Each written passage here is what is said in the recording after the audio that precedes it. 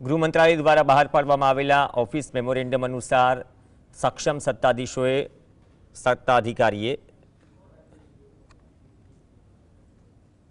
શમશેરસિંહના premature રિપેટ્રિએશનની વિનંતીને મંજૂરી આપી આદેશનો અમલ તાત્કાલિક અસરથી કરવામાં આવશે। આ અંગેની સત્તાવાર જાણ ગુજરાતના મુખ્ય સચિવ અને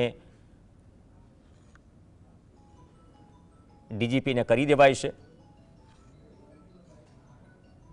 ગુજરાતમાં doctor KLN Rao incharge DGP તરીકે કાર્યરત છે। કાયમી ડીજીપીની નિમણૂક બાકી છે ત્યારે શમશેરસિંહની આ તાત્કાલિક વાપસી અનેક તર્ક વિતર્ક સર્જી રહી છે।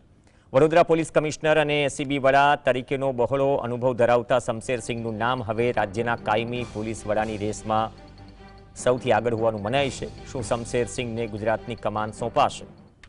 પોલીસ બેડામાં આ અંગે ભારે ચર્ચાઓ શરૂ છે।